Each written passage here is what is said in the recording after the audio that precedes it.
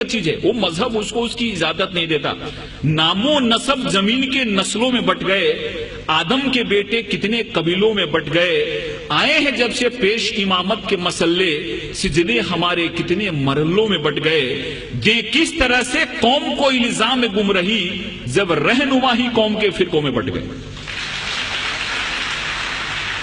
اگر رہنما ہی فرقوں میں بٹ گئے اور انہوں نے اس چیز کو نہیں سمجھا، اس کو مقصد کو نہیں سمجھا، تو ہم اس مہان اور اس گریٹ ریلیجن کو کیوں دوش دیں جنہوں نے پوری دنیا میں امن کو لایا.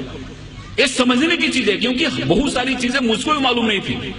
میرے بھی من میں بہت سارے مس انڈرسٹینڈنگ تھے. جب میں نے اسلام کو پڑھا اور اسلام جاننے والوں سے چرچا کی تو میرے من میں بہت سارے جو مس انڈرسٹینڈنگ تھے وہ مس انڈرسٹینڈنگ دور ہو گئے.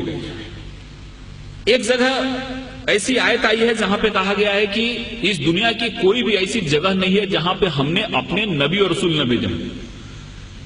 1,24,000 ہم نے اپنے نبی رسول دنیا میں بھیجے، جس میں سے 25 کا نام قرآن میں آیا ہے. دنیا کی کوئی بھی ایسی جگہ نہیں ہے جہاں پہ ہم نے نبی رسول نہ بھیجے ہو، اور پوری دنیا جو ہے وہ خدا کی بنائی ہوئی ہے. اس لیے خدا کے لیے ایک شبد یوز کیا گیا ہے.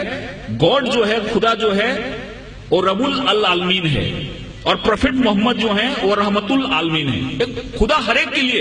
پروفٹ محمد کا جو سندیش ہے وہ کسی ایک ویکتی کے لیے نہیں ہے، ایک ملک کے لیے نہیں ہے، ایک انسان کے لیے، پوری دنیا کے لیے، کیونکہ ہر ایک welfare of the whole humanity اس چیز میں آتی ہے.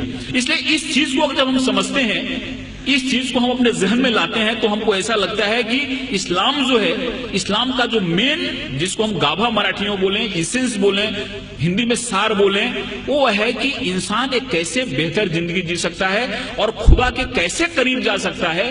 ایک چیز ہمارے اسلام میں بتائی گئی ہے، اور مجھے امید ہے کہ اس طرح کے کارکرم سے یہ جو بات ہے لوگ تک پہنچے گی اور انسان ایک اچھا بہتر انسان بنے گا، اور ہر ایک انسان کے من میں پیار محبت کی بات آئے گی.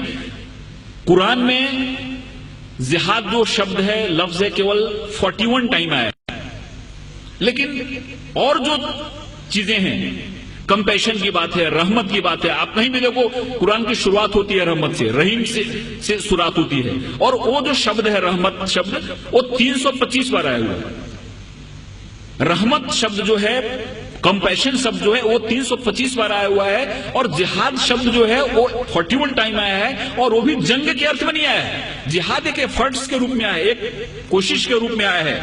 اور اس میں بھی ایسا کہا گیا ہے کہ جہاد اکبر اور جہاد اصغر. تلوار کی لڑائی بہت چھوٹی لڑائی ہے جس کو انہوں نے جہاد اصغر کہا، اور خود سے لڑنا جہاد اکبر ہے. سب سے بڑی لڑائی ہے خود سے لڑنا. ہمارے اندر جو وکار ہیں، ہمارے اندر جو دوش ہیں، ہمارے اندر جو خامیاں ہیں، ان خامیوں سے لڑنا سب سے بڑی لڑائی، جس کو جہاد اکبر کہا. اور تلوار کی لڑائی چھوٹی لڑائی ہے، اس لڑائی کو بہت زیادہ ترجیح نہیں دی، وہ جہاد اصغر ہے.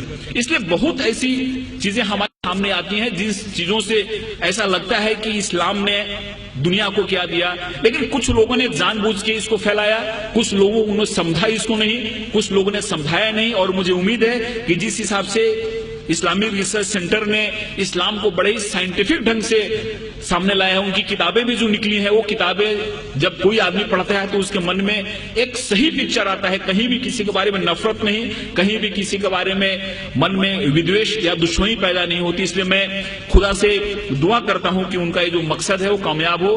ہمارے ہندوستان میں، پوری دنیا میں امن پھیلے، قومی ایکتا پھیلے، قومی آہنگی پھیلے. اور اس شبدوں کے ساتھ میں آپ سے ودا لیتا ہوں کہ محبت سے کرو آغاز تو اجنبی بھی قریب آتے ہیں.